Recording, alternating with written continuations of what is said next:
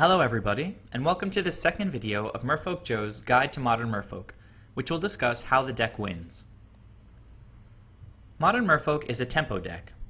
It's also sometimes described as an aggro control deck, but that much more accurately describes the Legacy Merfolk archetype, which uses a far greater number of control-oriented spells in its main deck, such as Force of Will and Daze. But again, Modern Merfolk is most accurately defined as a tempo deck. So let's discuss what this means. Tempo can be a tricky subject for Magic players to understand. At its most basic, tempo is defined as the rate or speed of motion or activity, pace. But pace alone does not accurately describe tempo as a concept applied in the game of Magic. The term pace can refer to the rate at which a player utilizes available resources. If a player plays a land on turn 1 and uses that land to cast a 1-mana spell, that player can be said to be playing at a fast pace. If a player plays a land but no spell, that player can be said to be playing at a slower pace. This idea of pace is fundamental to the concept of tempo in Magic, but because Magic always involves playing against an opponent, a full understanding of tempo in the game must involve not just how efficiently I use my resources, but also how efficiently my opponent uses his or her resources. The definition of the word tempo as it is used in the game of chess gets quite close to its meaning in the game of Magic. In chess, tempo refers to a turn or single move.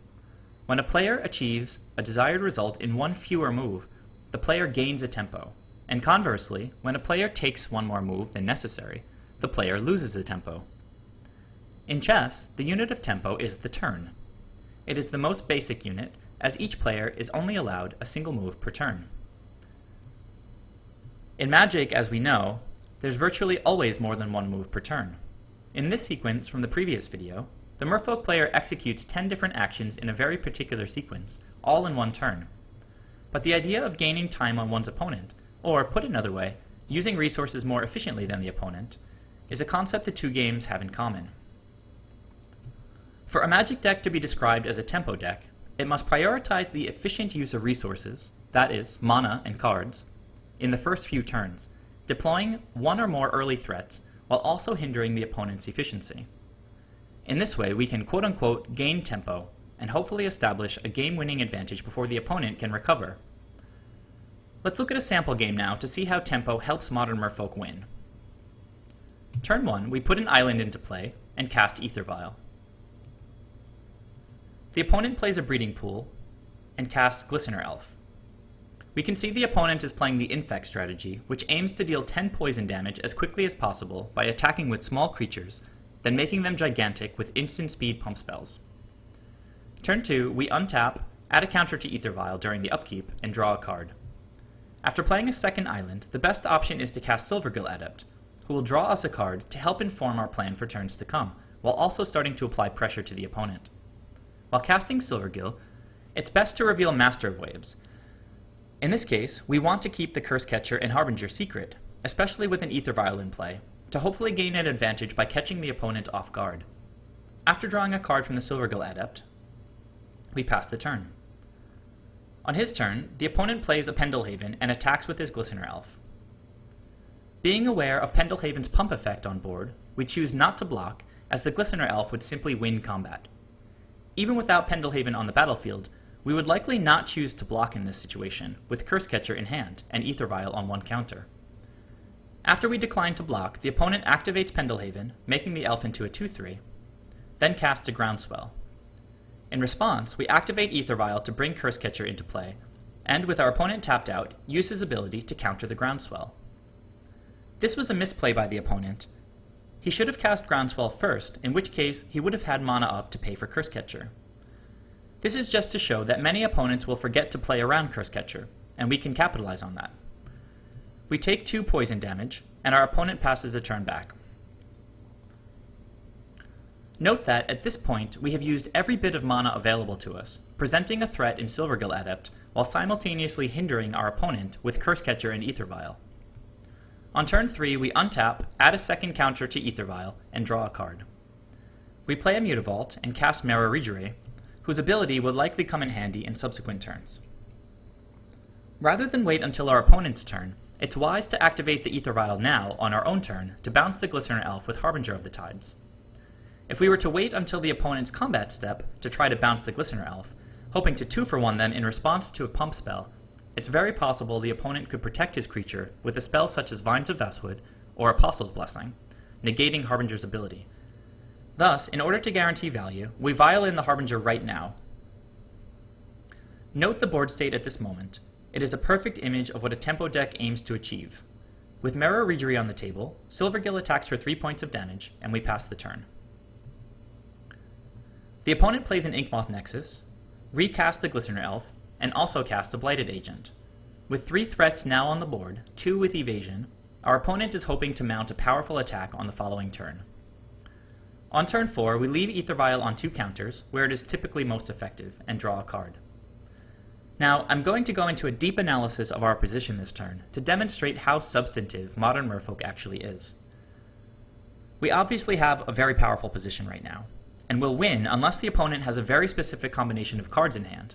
But it's always important to think through every situation carefully to determine the most effective lines of play.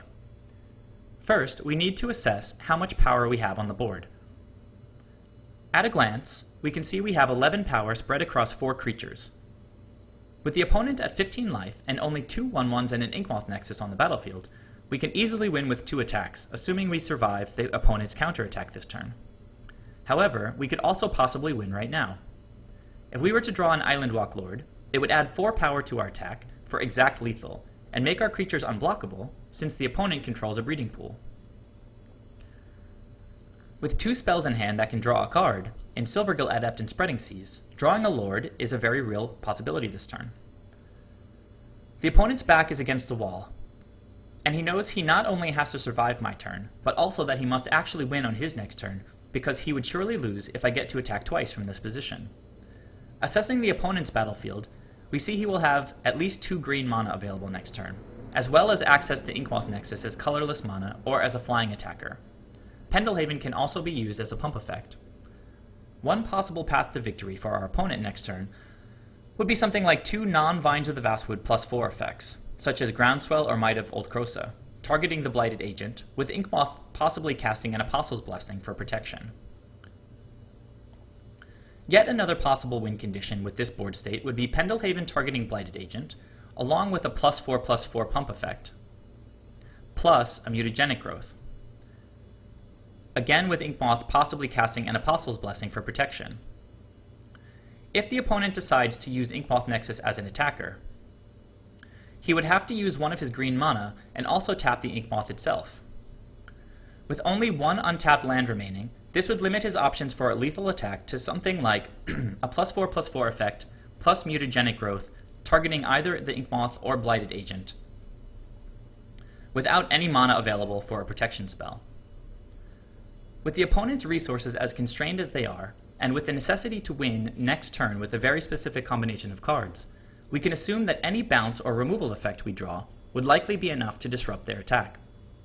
This includes Dismember, Echoing Truth, and Harbinger of the Tides. In addition, we can assume that Cursecatcher would also be relevant by creating additional strain on the opponent's mana. So, to win right now, we have 8 outs in the deck.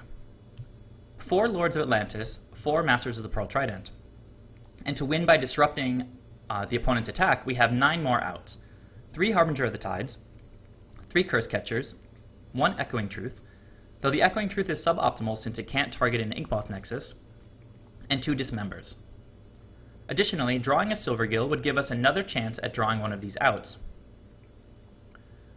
So, given that these are the outs available to us, what's our best sequence? I'll give you a moment to think about it before I continue.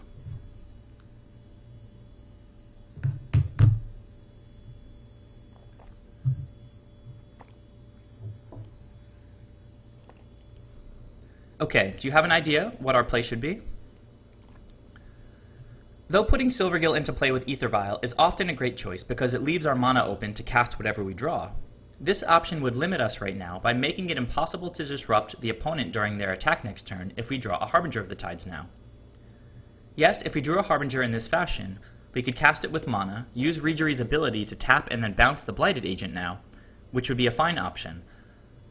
But because our opponent's resources are so constrained, and we know they'll have to go all in next turn, it's better to leave AEther Vial available to use Harbinger's ability at instant speed during the opponent's attack. So, we should cast Silvergill, revealing Master of Waves again, and use Reejerey's trigger to untap Mutavault. This will leave mana available to activate and attack with Mutavault should we draw an Island Walk Lord to win right now, and the untapped mana also makes Echoing Truth a live draw. However, after casting Silvergill, we draw a land. Now, our best play is obviously to cast the Spreading Seas. With the extra land we just drew, Cursecatcher and Dismember remain live draws off the Spreading Seas, and Harbinger is still live because of the untapped AEther Vial. What do you think is the best target for Spreading Seas? I'll give you another moment to think before I continue.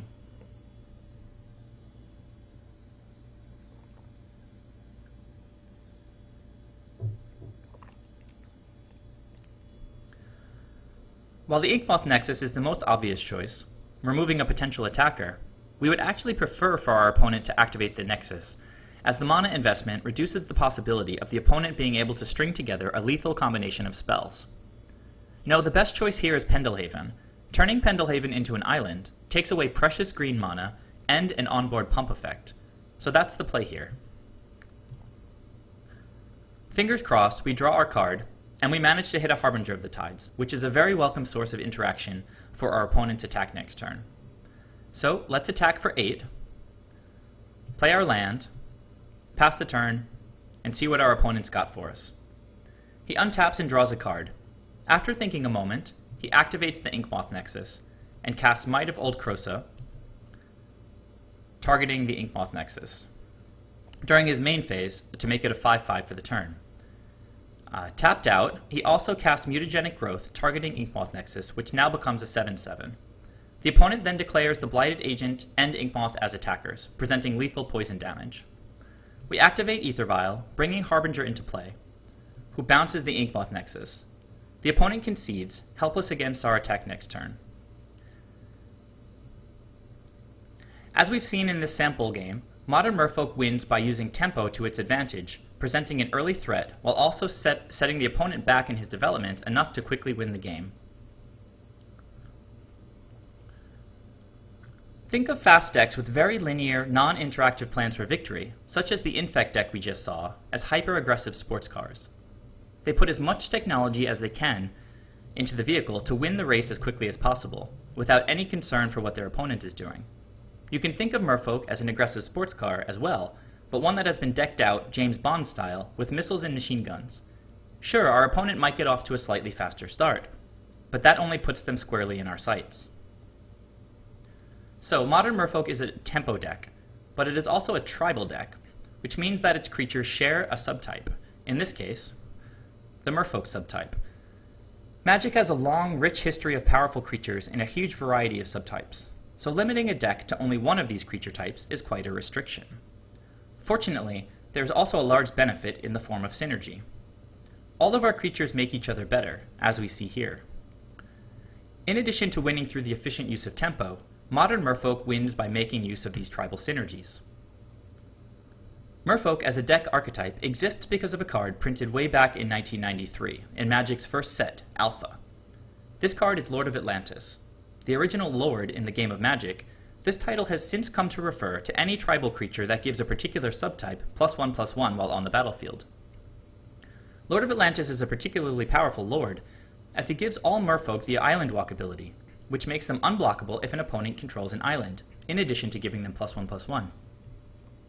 The Merfolk archetype got a huge boost when, almost 20 years after Lord of Atlantis, Wizards of the Coast printed Master of the Pearl Trident, a near-functional reprint of the original Lord of Atlantis. These 8 cards form the absolute core of the Merfolk archetype, and are the primary incentive for limiting the deck to playing only other Merfolk creatures, so that all the creatures can benefit from Island Walk and +1/+1 effects. This image also shows a large part of the reason why Merfolk is such a consistent deck. It gets to play 8 copies of its most important card. 2 other cards in the deck, Silvergill Adept and Merrow Reejerey, further encourage players to maximize the deck's Merfolk density. With other Merfolk in hand, Silvergill Adept becomes a model of early game efficiency, providing a strong Merfolk body for 2 mana while also drawing a card. And Merrow Reejerey can tap or untap the most important target on the battlefield every single time you cast another Merfolk spell, while also acting as another +1/+1 Lord. As with the Island Walk Lords, these two creatures can only be utilized to their fullest potential if played in a deck with a maximal density of Merfolk, as shown here. At its simplest, the deck wins by deploying as many Merfolk as possible, as quickly as possible, ideally synergizing with some number of Island Walk Lords to make our creatures big and unblockable. Spreading Seas can help toward establishing Island Walk by turning one of the opponent's lands into an island. Once a sufficient threat density has been established, we attack our opponent to quickly reduce their life total to 0. This concludes this second video, where we have looked at how tempo and tribal synergy help modern Merfolk win. Please join me for the next video, which will focus on the role of consistency in success. As always, please leave any comments or questions you might have, and please subscribe if you enjoy my videos. Thank you.